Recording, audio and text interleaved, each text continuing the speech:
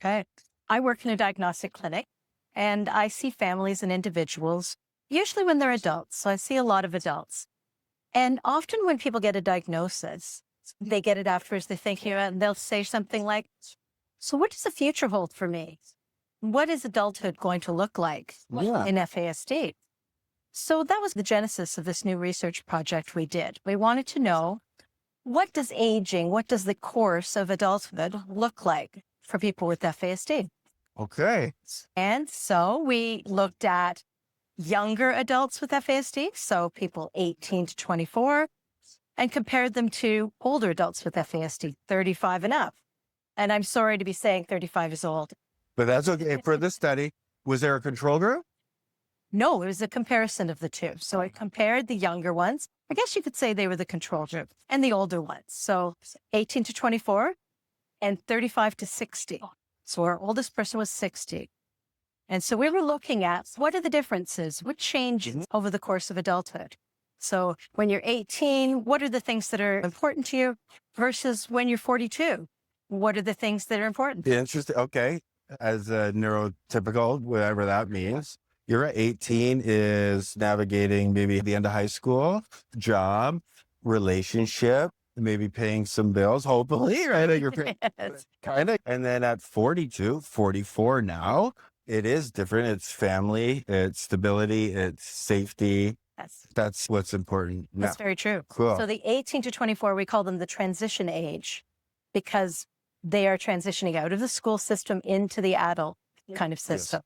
And a lot of things change.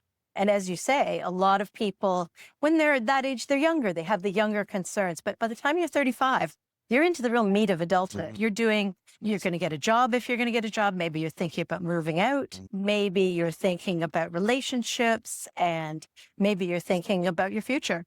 So it's a different kind of, It is. it's a different time. Yeah. Okay. What did you guys find? Like the correlation? Yeah. So we looked at three different things. We looked at what the situation of those groups are, each group.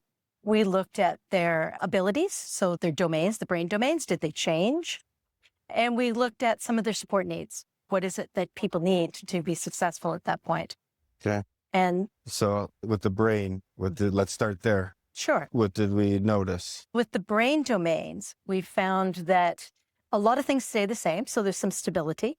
For example, motor skills, academic skills, those things stay stable, not too much change, not more people or less people are having problems with them.